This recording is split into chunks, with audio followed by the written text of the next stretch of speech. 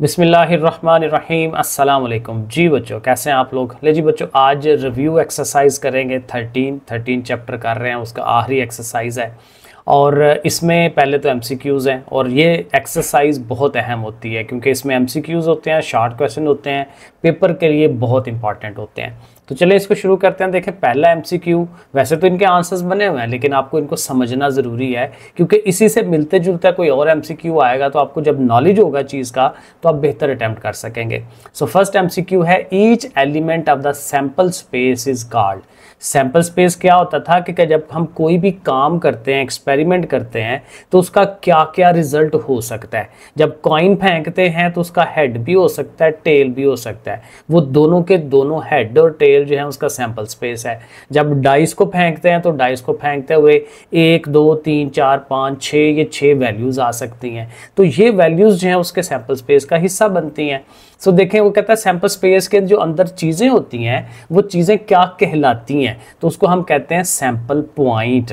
ये sample point याद करना है कि सैम्पल के अंदर जो चीज़ें हैं वो सैम्पल पॉइंट्स हैं। आगे चलें, सेकंड वाला, एन आउटकम। आउटकम होता है जो रिजल्ट आता है जब हम एक्सपेरिमेंट करते हैं तो उस एक्सपेरिमेंट का क्या रिजल्ट आया। विच रिप्रेजेंट्स, जो कि दिखाता है हाउ मैनी टाइम्स, कितनी दफ़ा वी एक्सपेक्ट कि हम देख रहे होंगे the things to be happen, कि चीज़ें हो रही होंगी, इज कॉल्ड, तो उसको क्या कहते हैं, फेवरेबल आउटकम्स। क्योंकि आउटकम तो है ही, रिजल्ट तो आ ही रहा है, आउटकम को रिजल्ट ही कहते हैं, लेकिन ऐसा आउटकम है जो फेवरेबल है, जो हम चाह रहे हैं या जिसके मुतल्लिक हम आंसर लेना चाह रहे हैं, सवाल है जिसके मुतल्लिक, तो उसको हम कहते हैं ये फेवरेबल है, हमारे सवाल के मुताबिक वो चीज़ हो रही है, तो इसको फेवरेबल आउटकम्स का नाम देंगे।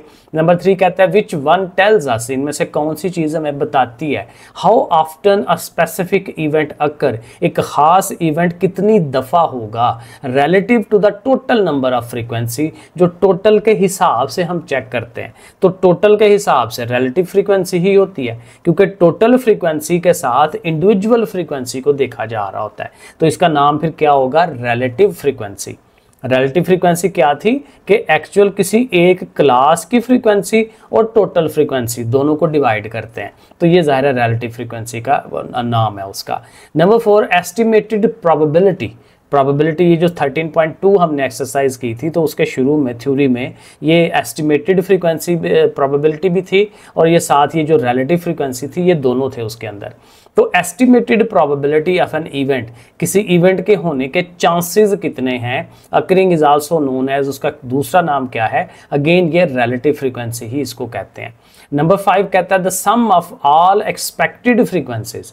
एस्टिमेटेड प्रोबेबिलिटी के साथ आगे एक्सपेक्टेड फ्रीक्वेंसी थी, तो एक्सपेक्टेड फ्रीक्वेंसी में हम क्या करते थे कि जो प्रोबेबिलिटी आई है किसी चीज़ की उसके साथ उसकी टोटल नंबर को मल्टीप्लाई करते थे, ये उसका फार्मूला था। The sum of all expected frequencies is equal to the fixed number of trials. Trial होते हैं कि आपने कितनी दफ़ा वो एक्सपेरिमेंट किया, 200 दफ़ा किया, 300 दफ़ा किया, तो वो कहता है उसका जो सम है उसी के बराबर आता है। Number 6, the chance of occurrence of a particular event, एक खास इवेंट के होने के चांस कितने हैं उसको क्या कहते हैं, उसको प्रोबेबिलिटी कहते हैं, क्योंकि प्रोबेबिलिटी की प्रॉपर ये डेफिनेशन है, किसी चीज़ के होने के चांस, इसको प्रोबेबिलिटी कहते हैं, तो यही उसने लिखा हुआ है, तो ये प्रोबेबिलिटी की एक किस्म की डेफिनेशन उसने लिख दी है। नंबर 7 है an event which will probably occur, एक ऐसा इवेंट या एक ऐसा काम वाकया जिसने होना है, होने के चांस हैं, it has greater chance to occur is called, यानी जिस चीज़ के होने के चांसेस ज़्यादा होते हैं तो उसको हम क्या कहते हैं, लाइकली इवेंट। लाइकली के जिसके होने के चांस ज़्यादा है, लाइकली सर्टन होता है जो लाजमी होना होता है, इक्वली लाइकली जिनके बराबर बराबर चांस होते हैं, और अनलाइकली जिसके चांस बहुत थोड़े होते हैं, तो जिसके चांसेस ज़्यादा हैं वो लाइकली वर्ड उसके लिए हम इस्तेमाल करेंगे। 8 वाला कहता है फाइंड आउट, ये मक्खी मुझे साथ तंग कर रही है, find out the total number of possible sample space, कि टोटल सैम्पल स्पेस कितने बन सकते हैं व्हेन 4 डाइस आर रोल्ड, जब 4 डाइस इकट्ठी फेंकते हैं। एक डाइस फेंके तो उसके 6 आउटकम्स बनते हैं, जब आप 2 डाइस फेंकते हैं तो उसके 36 बनते हैं, 6 को 6 से मल्टीप्लाई कर देते हैं। अब 3 डाइस फेंकेंगे तो 6 को 3 दफ़ा मल्टीप्लाई करेंगे, और जब 4 डाइस होंगी तो 6 को 4 दफ़ा मल्टीप्लाई, यानी 6 की पावर 4। ठीक है, जितनी दफ़ा वो चीज़ फेंक रहे हैं वो पावर बन जाएगी, तो 6 की पावर 4 इसका आंसर बनेगा। नंबर 9 है while rolling a pair of dice, dice का एक जोड़ा जो है आपने फेंकना है, what will be the probability of double 2, कि दोनों पे 2 आ जाए। अब एक डाइस का जोड़ा जब फेंकते हैं तो इसके वही 36 जो है वो बनते हैं, 1 के साथ 1, 1 के साथ 2, 1 के साथ 3, ये हमने पीछे किया हुआ है, 36 आउटकम्स आते हैं। अब उन सारे आउटकम में एक ही आउटकम है जिसमें दोनों पे 2 आ जाए, एक ही केस हो सकता है, इससे ज़्यादा नहीं हो सकता। तो टोटल 36 हैं, तो उनमें से 2 है वो कितने चांस हैं, 1, तो 1/36 इसकी प्रॉबिलिटी बन जाएगी, डी वाला आंसर सही होगा। और लास्ट वाला एमसीक्यू है, अ card is chosen from a pack of 52 playing cards, ये जो ताश के पत्ते होते हैं 52 52 कार्ड्स होते हैं, उनमें से एक कार्ड आपने निकालना है, find the probability of getting no jack and king, कि जैक और किंग ना आए, उसके अलावा आए। अब जैक जो है वो भी 4 होते हैं जोकर, और किंग जो बादशाह हैं वो भी 4 होते हैं, तो 4 और 4 कितने हो गए, 8। अब टोटल कितने हैं, 52। अब ये 8 नहीं आने चाहिए, तो इनके अलावा तो 52 में से 8 माइनस कर दें तो ये बनता है 44। तो आंसर इसका आएगा 44/52, यानी यहाँ मैं लिख देता हूँ, यानी 44, अब ज़रा थोड़ा सा लिखना मेरा ऐसे ही होता है, 44/52। अब जब ऐसे आपने लिखा होगा तो अब देखें कि 4 के टेबल पे दोनों डिवाइड होते हैं, 4 1 जार 4, 4 1 जार 4, तो ये 11 आ जाएगा, और नीचे वाला 13, 4 13 जार 52, तो ऐसे 11/13 इसका आंसर बनेगा। तो ये हमारे MCQs हो गया। अब नेक्स्ट हमारा जो क्वेश्चन नंबर 2 है वो 2 डेफिनेशनें हैं, फिर आगे से सवाल हैं, तो ये रिटन फॉर्म में मैं करके दिखाता हूँ आपको, वो आपको समझ आ जाएगी। तो ये क्वेश्चन नंबर 2 हमारे सामने, यहाँ पे हमें डिफाइन करना था रिलेटिव फ्रीक्वेंसी। तो रिलेटिव फ्रीक्वेंसी क्या होती है, रिलेटिव फ्रीक्वेंसी टेल्स अस, ये हमें बताती है how often a specific event, ये MCQ में भी उसने प्रॉपर ये डेफिनेशन लिखी हुई थी कि हाउ ऑफ्टन, कितनी दफ़ा, अ स्पेसिफिक इवेंट, एक ख़ास वाक़या होगा, अकर्स होगा। रिलेटिव, रिलेटिव होता है कि किसी हिसाब के साथ, किसी चीज़ के साथ हमने मैच करना होता है उसको, उसके हिसाब से चेक करना होता है कि हमारी ये वाली चीज़ जो है वो कितनी आ रही है। तो वो ज़ाहिर है किसके हिसाब से चेक करना है, टोटल के हिसाब से चेक करना है, ठीक है। Relative to the total number of frequency event, कि फ्रीक्वेंसी जो टोटल चीज़ है उसके साथ हमने कंपैरिजन करवाना होता है, जो अपनी हमारी एक अपनी जो फ्रीक्वेंसी है किसी एक क्लास की, ठीक है। तो relative frequency tells us how often a specific event occurs relative to the total number of frequency events, और ये उसका फार्मूला है, relative frequency is equal to x/n।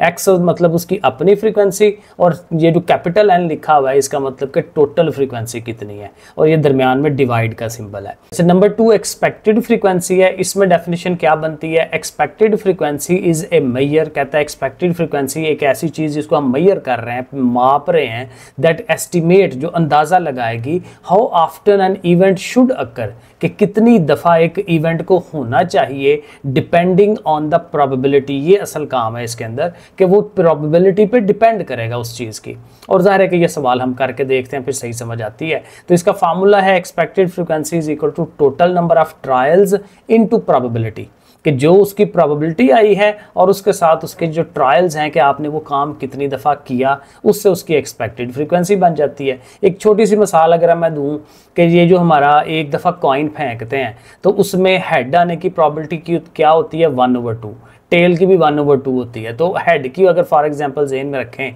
तो प्रोबेबिलिटी की जगह 1/2 लगाएंगे। अब टोटल नंबर ऑफ ट्रायल का मतलब ये है कि हमने उस सिक्के को कितनी दफ़ा उछाला है, मिसाल के तौर पर 10 दफ़ा उछाला है, तो 10 ज़रब 1/2 लिख देंगे, तो उस तरह से आंसर आ जाएगा। तो ऐसे करके ये सवाल जो है वो किए जाते हैं। अब क्वेश्चन नंबर 3 जो है यहाँ से प्रॉपर सवाल होने वाले हैं, तो वो हम करेंगे। देखिए ईजी वाले सवाल हैं।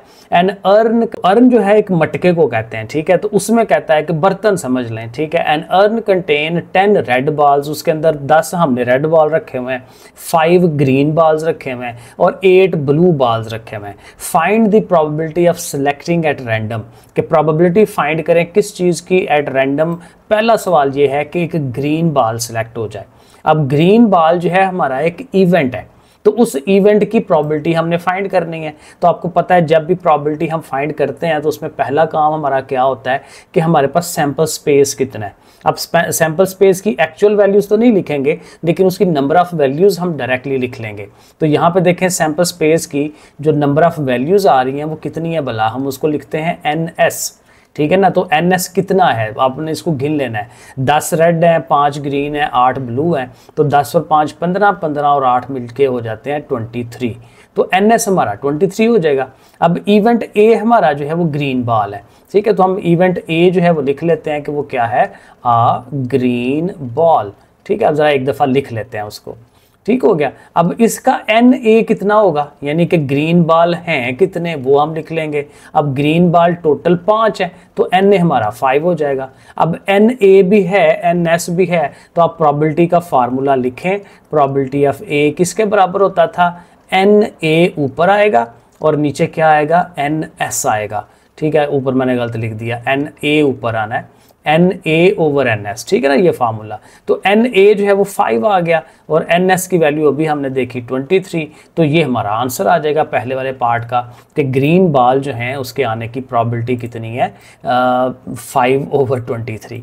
अब आगे पूछ रहा है रेड बॉल के आने की। अब रेड बॉल के आने के लिए तो जाहिर है फिर अगेन वही केस है कि आपके पास जो NS है वो पहले से आपको पता है और वो कितना है 23, क्योंकि उन्हीं में से तो निकालना है आपने, ठीक है। तो वो 23 है। अब इवेंट B इसको कह लें, ठीक है ना। ऊपर हमने A ग्रीन बॉल को कहा था इवेंट A, तो रेड बॉल के आने को अब इवेंट B कह लें।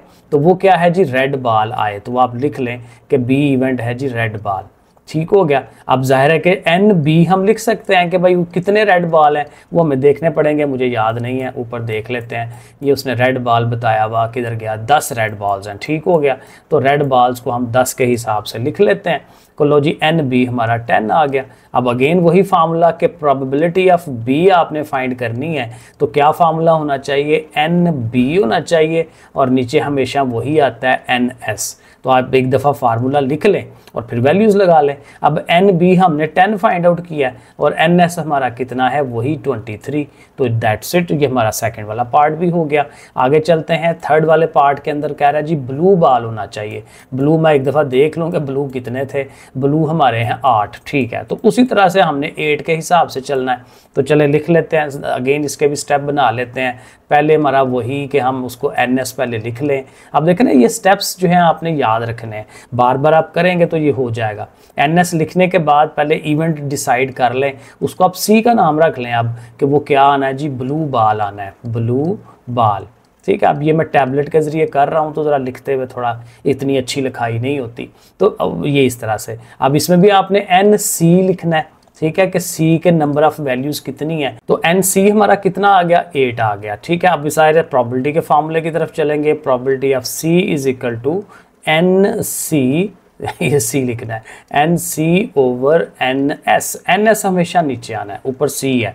तो NC हमारा 8 आया है और NS हमारा वही 23 है, तो 8/23 इसका भी आंसर बन जाएगा। अब अगला जो पार्ट है वो कह रहा है G not a red ball, red ball ना हो। तो चूंकि हमने रेड बॉल की प्रोबेबिलिटी निकाली हुई है, उसको ज़रा देख लें। रेड बॉल का आंसर आया हुआ था प्रोबेबिलिटी का 10/23। अब चूंकि हमें नॉट रेड बॉल चाहिए तो हमने इसको 1 में से माइनस करना है, जो हमने फार्मूला पढ़ा था। तो आंसर, ये सवाल क्या बनेगा, 1 - 10/23। लेकिन इसको करना किस तरह से है, अब रेड बॉल की प्रोबेबिलिटी हमने उसको B रखा हुआ है, ठीक है। तो वो B इवेंट था। तो इसका फिर जो स्टार्टिंग सवाल बनेगा वो ये बनेगा कि आप probability of B dash find करना चाह रहे हैं, क्योंकि नॉट है ना, तो नॉट के लिए डैश लगाते हैं। तो वो ज़ाहिर फार्मूला क्या बनता है, 1 - प्रोबेबिलिटी ऑफ B। अब प्रोबेबिलिटी ऑफ B यानी कि रेड बॉल का हमने आंसर निकाला हुआ था 10/23। अब इसको आप कैलकुलेटर में माइनस कर लें या वैसे डायरेक्ट कर सकते हैं। डायरेक्ट ऐसे होता है, 23 इधर जाके मल्टीप्लाई होगा, 23 1 * 23, 23 में से 10 माइनस हो जाएगा। यानी अगर डायरेक्ट आपने करना है तो इस तरह से एलसीएम होता है इसका, ओवर में 23 एलसीएम, 23 1 * 23 और आप माइनस कराएं तो ये 13 आ जाता है, 13/23। सो दैट्स इट, ये इसका आंसर बन गया। और इसी तरह से जो आखिरी वाला है 5 वाला पॉइंट के नॉट अ ग्रीन बॉल, तो ग्रीन की मेरा ख्याल है ऊपर हमने शायद नहीं फाइंड किया, नहीं ये शुरू में किया था, नंबर 1, ठीक है। तो ग्रीन बॉल जो है इवेंट कौन सा है, A। अब इसका आंसर है 5/23। अब हमें चूंकि नॉट चाहिए तो 1 में से इसको माइनस कर देंगे 5/23 को, तो 23 में से 5 निकालें तो इसका आंसर आना है 18/5। लेकिन बहरहाल हमें उसको स्टेप बना के देने हैं, ठीक है। तो स्टेप बनाते हैं जी, चलें यहाँ इसको सामने रख लेते हैं। तो सबसे पहला काम वही कि इवेंट A था, तो इसको आप लिखेंगे फिर प्रोबेबिलिटी ऑफ A डैश क्योंकि आप उसका डैश करने लगे हैं, नॉट फाइंड करने लगे हैं, तो वो होगा 1 माइनस प्रोबेबिलिटी ऑफ ए। अब प्रोबेबिलिटी ऑफ ए जो है वो हमने फाइंड की हुई थी, वो कितना आया था, तो वो था 5/23। ठीक हो गया। अब इसका भी एलसीएम आप ले सकते हैं, वरना कैलकुलेटर में डायरेक्ट कर सकते हैं। 23 एलसीएम आ गया, 23 1s are 23 लिखेंगे और -5 करेंगे, तो ये बन जाना है 18/23। ठीक है ना, इस तरह से ये भी हो गया। तो ये हमारा क्वेश्चन नंबर 3 जो है ये हो गया कंप्लीट। अब चलें जी क्वेश्चन नंबर 4 में। यहाँ क्या करना है, 3 coins are toss together, 3 coin इकट्ठे हमने फेंकने हैं। अब जब 3 कॉइन इकट्ठे फेंकते हैं तो इसका जो सैंपल स्पेस बनता है बड़ा मज़े का अच्छे वाला बनता है कि उसमें 3 चीज़ें इकट्ठी हो रही होती हैं। तो तीनों हेड से आप शुरू करते हैं और उस तरह से चलाते जाएं। देखें तीनों हेड बनाएं, एच एच एच, ये पहला इवेंट, पहली एक चीज़ बनती है। अब क्या करें, एक हेड रखें और 2 टेल्स उसके साथ लगा लें।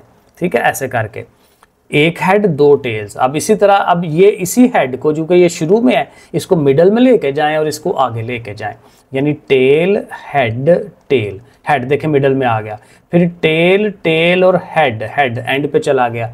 ऐसे ये 3 आपको मिल जाएंगे। अब ये जो तीनों हैं इसमें तीनों में एक एक हेड था। अब क्या करें कि 2 हेड कर दें, 1 टेल कर दें। तो देखें एक टेल के साथ क्या होगा, एक टेल शुरू में रखें और 2 हेड रख दें ऐसे करके।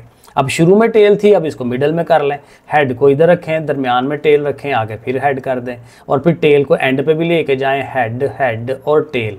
ठीक है, अब ये हो गया 2-2 वाला। अब आहर पे तीनों है टेल्स वाला, तो तीनों टेल्स जो हैं ऐसे करके लिख लें। तो ऐसे देखें सैंपल स्पेस बनता है और इसमें टोटल 8 वैल्यूज़ होंगी लाजमी। गिन लें 1 2 3 4 5 6 7 8। तो इसका मतलब क्या हुआ कि हमारा जो NS है वो कितनी वैल्यूज़ आ गई, 8 वैल्यूज़ आ गई। तो ये तो पहले पता चल गया कि हमारा NS कितना है, S भी हो गया NS भी हो गया। अब जो चीज़ वो पूछ रहा है वो इवेंट A होगा। अब इवेंट A क्या है कि उसमें एग्जैक्टली 3 हेड्स आए। एग्जैक्टली 3 हेड जो है वो हमें नज़र आ रहे हैं कि ये शुरू में ही पहले वाला है। तो एग्जैक्टली 3 हेड जो है अगर आप इसमें लिख लेते हैं तो जाहिर है कि ये कितनी चीज़ है, एक चीज़ है। ठीक है, वो जो कामें लगा लगा के हम उसको दिखा रहे हैं तो वो एक एक चीज़ है। तो इसका मतलब क्या हुआ कि हमारा जो NA होगा वो क्या है, 1, क्योंकि इसमें एक ही वैल्यू है। तो NA 1 है, तो NA भी हो गया, NS भी हो गया। तो दोनों को डिवाइड करें तो हमारा प्रोबेबिलिटी का आंसर बनेगा। लेकिन अगेन वही बात है, स्टेप बनाएं कि प्रोबेबिलिटी का पहले फार्मूला लिखें, NA/NS लिखें, ठीक है, और फिर वैल्यूज़ लगाएं। अब NA जो है वो 1 आया हुआ है और NS जो है वो 8 आया हुआ है, तो बस ठीक है, 1/8 जो है इसका आंसर बनना चाहिए। तो ऐसे ये पहला पार्ट हो जाएगा। अब सेकंड पार्ट में कह रहा है एटलीस्ट 2 हेड। अब एटलीस्ट 2 हेड, पहले तो ये इसका नाम रखे ना भाई, इवेंट B है। ठीक है, एक नया इवेंट आ गया। अब कम से कम 2 टेल्स होनी चाहिए, कम से कम 2 टेल। अब कम से कम 2 टेल का मतलब ये है कि 2 टेल्स भी होंगी और 2 से ज़्यादा भी हो सकती हैं, यानी 3 टेल्स भी हो सकती हैं। तो 2 टेल्स वाला कौन सा था जिसमें हमने कहा था एक हेड रखें और 2 टेल्स रखें। अब ज़ाहिर है इसमें वही बात कि टेल इधर भी हो सकती है, हेड दरमियान में हो सकता है, और दोनों टेल्स शुरू में भी हो सकती हैं और हेड आगे भी जा सकता है, और फिर तीनों टेल्स भी हो सकती हैं। तो ऐसे देखें ना, इसमें आ रहा है कम से कम 2 टेल्स हैं। ठीक है, पहले तीनों में 2-2 टेल्स हैं और तीसरे वाले में 3 टेल्स हैं, 2 से भी ज़्यादा है। तो इसका मतलब कि हमारा NB जो है वो कितना होगा, कितनी वैल्यूज़ आ गई, ये 4 वैल्यूज़ आ गई। बीच में कामें लगाए हैं ना, तो वो पता चल रहा होता है कितनी चीज़ें हैं। तो 4 वैल्यूज़ हैं। अब NS पहले से पता है 8 है, तो आप फार्मूला लगा दें, probability of B is equal to NB/NS। ठीक है ना, तो NB हमारा जो है वो कितना आया, 4, और NS हमारा 8 है। और ऐसे ही रहने दें, यहाँ इसको कटवा सकते हैं 4 के टेबल में, 4 1s are 4, 4 2s are 8, तो 1/2 आंसर इसका भी बन सकता है। आगे चलते हैं। अब आगे कहते हैं नॉट एट लीस्ट 2 हेड्स, कम से कम 2 हेड्स ना हों। अब पहले तो कम से कम 2 हेड वाला तो निकालें ना, उसका फिर नॉट निकालें। अब इसमें भी पहले तो ये डिसाइड करें कि इसमें इवेंट अब C नाम रख लें इसका, और 2 हेड्स का कम से कम जो है वो पहले कर लें कि जी एटलीस्ट 2 हेड्स हों। तो कम से कम 2 हेड, फिर उसी तरह से 2 हेड और उसके साथ एक टेल लगा लें। अब इसी एक टेल को घुमाना है, दुम घुमानी है उसकी। ठीक है, वो दरमियान में भी ले आए और टेल को शुरू में भी ले आए। ठीक है ये काम। और कम से कम 2 हेड का मतलब ये है कि कम से कम दो से ज़्यादा भी, यानी कि 3 हेड भी आ सकते हैं। सो तीनों हेड वो भी इसको शामिल कर लें। तो ये हमारा इवेंट सी हो जाएगा कि भाई ये का एटलीस्ट 2, नॉट की बात नहीं कर रहे, एटलीस्ट 2 हेड वाला काम हो गया। अब फिर वही बात कि एन सी बनाएं, और एन सी हमारा ये 4 बन रहा है, और प्रोबेबिलिटी ऑफ सी मैं डायरेक्ट लिख लेता हूँ क्योंकि 4 तो ये खुद है, और जो सैम्पल स्पेस है एन एस वो हमारा 8 है। तो 4/8 जो है बेसिकली 1/2 बनता है। अब आधा काम हुआ है क्योंकि हमें चाहिए नॉट, तो फिर सी का बार हमने फाइंड करना है, प्रोबेबिलिटी ऑफ सी बार। तो वो क्या होगा 1 माइनस प्रोबेबिलिटी ऑफ सी। तो फिर 1 माइनस प्रोबेबिलिटी ऑफ सी हमने 1/2 निकाला है। 1 में से 1/2 माइनस करें फिर 1/2 ही आता है, क्योंकि 1/2 आधी चीज़ होती है। कैलकुलेटर में आप कर सकते हैं, ठीक है, वरना आप फिर वही बात है कि इसका एलसीएम ले सकते हैं। 2 नीचे लिखें, 2 1s are 2 हो जाएगा, और 2 में से 1 निकालें तो फिर उसने 1/2 ही आंसर आना है। तो इस तरह से करके ये नॉट एटलीस्ट वाला जो है वो भी हम इसको करके दे सकते हैं। ये हो गया। आगे नंबर 4 पे आ जाएं। अब कहता है नॉट एग्जैक्टली 2 हेड। अब इसमें भी आप इसको इवेंट डी का नाम दे सकते हैं जी। इवेंट डी है कि जी एग्जैक्टली 2 हेड्स हों। अब एग्जैक्टली 2 हेड जो हैं वो 3 केसेस ही बनते हैं कि टेल शुरू में हो और दोनों हेड हों। हेड शुरू में आ जाए तो टेल दरमियान में आ जाए, फिर आगे हेड आ जाए, ठीक है, एग्जैक्टली 2 हेड। और फिर दोनों हेड शुरू में आ जाए और टेल आगे चली जाए।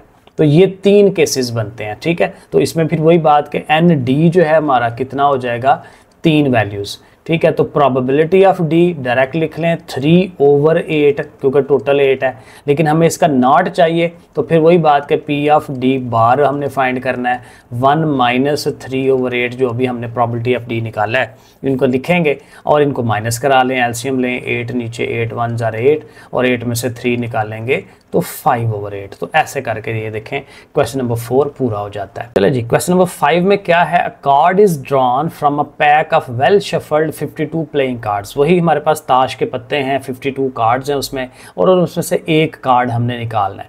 What will be the probability of getting, और जाहिर है कि प्रोबेबिलिटी किसकी पूछ रहा है। नंबर 1 ये है किंग और jack of the red colour. अब देखें जो रेड कलर है ना वो असल में होता क्या है कि जो 52 कार्ड्स होते हैं उसके 4 सूट होते हैं, 4 मुख्तलिफ तरह की चीज़ें होती हैं, 4 टाइप्स होती हैं। ईंट, दिल वाला, अब मुझे नाम नहीं आते इनके, स्पैड है, इस तरह से कुछ है। तो 4 डिफरेंट कैटेगरीज होती हैं। अब उनमें से जो 2 कैटेगरीज हैं वो रेड वाली होती हैं, और 2 कैटेगरीज जो हैं ये ब्लैक वाली होती हैं।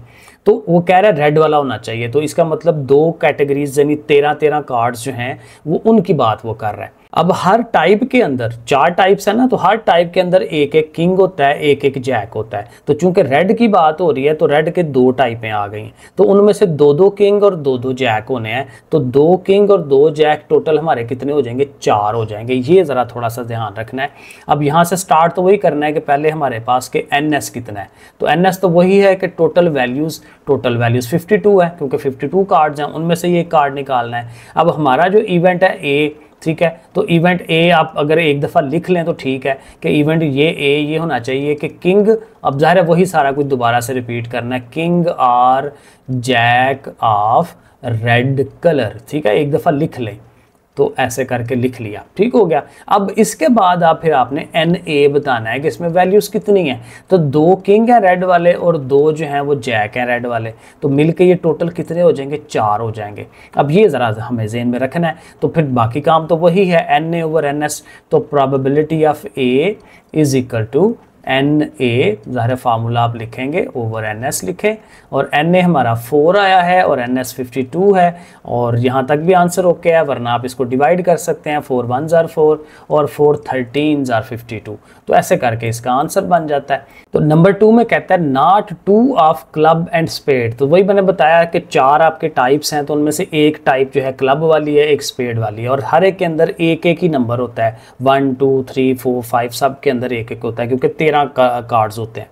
अब क्लब का और स्पेड का 2 नहीं होना चाहिए, तो हम इसी को यही डिफाइन कर लेते हैं कि let's suppose G event B क्या है कि 2 ऑफ किसका, क्लब का एंड स्पेड का, ठीक है, ऐसे करके लिख लें, ऐसे 2 ऑफ क्लब एंड स्पेड, ये इवेंट बी है। अब इवेंट बी में कितनी चीज़ें हैं, ज़ाहिर है 2 ही चीज़ें हैं, क्योंकि एक 2 जो है क्लब का होना है, एक स्पेड का होना है, तो इसमें 2 चीज़ें हैं। तो इसी तरह इसकी अगर आप डायरेक्ट प्रोबेबिलिटी लिख लें, प्रोबेबिलिटी ऑफ बी, तो वो क्या होगा 2/52, क्योंकि ओवर में तो NS आता है ना, टोटल 52 वैल्यूज़ हैं वो आनी चाहिए। अब ये हमारा, लेकिन हमें नॉट चाहिए, तो नॉट के लिए पीछे भी हम यही करते आ रहे हैं कि उसको टोटल में से माइनस कराते हैं। Probability of B dash is equal to 1 minus probability of B, 1 में से माइनस, तो 1 माइनस प्रोबेबिलिटी ऑफ बी 2/52 आई है। इसको आप अगेन LCM ले सकते हैं, वरना कैलकुलेटर में कर लें। तो 52 1s are 52 और उसमें से 2 निकाल दें, तो इनको माइनस करते हैं तो ये बन जाएगा 50/52, ठीक है। और ये 2 के टेबल में डिवाइड होते हैं तो 25/26, तो ये इसका आंसर बन जाना है। क्वेश्चन नंबर जो 5 है ये भी हमारा हो गया। अब क्वेश्चन नंबर 6 में क्या है, कहते हैं जी 6 कॉइन्स आर टॉस्ड। अब कॉइन कितने टॉस किए हैं, 6 वाले, 6 कॉइन्स इकट्ठे टॉस कर रहे हैं और कितनी दफ़ा टॉस करना है, 600 दफ़ा टॉस करना है। ओके ठीक है, हमने करना थोड़ी है किया हुआ है। The number of occurrence of tails, tail के आने के, गुजारे या हेड है या टेल है, तो टेल के आने के जो चांसेस हैं वो रिकॉर्ड किए हुए हैं, वो देखें ये टेबल उसने साथ दिया हुआ है। मसलन नंबर ऑफ टेल्स 0 भी आ सकती हैं, क्योंकि 6 कॉइन है ना, 6 के 6 फेंक के 6 के 6 में हेड आ गया, टेल आई कोई नहीं, तो 0 भी हो सकती है, टेल 1 भी हो सकती है, 1 पे आ जाए, 2 पे आ जाए, 3 पे आ जाए, तो इस तरह से करके 6 के 6 के ऊपर भी टेल आ सकती है। तो 0 से लेकर 6 तक ये क्या है, नंबर ऑफ टेल्स। आगे उसकी फ्रीक्वेंसी है कि 0 दफ़ा टेल कितनी दफ़ा आई है, 110 दफ़ा आई है, क्योंकि 600 दफ़ा किया है ना, तो 1 टेल आई है 90 दफ़ा, 2 टेल आई है 105 दफ़ा, एंड सो ऑन, ये सारा है। अब यहाँ करना क्या था, फाइंड रिलेटिव फ्रीक्वेंसी।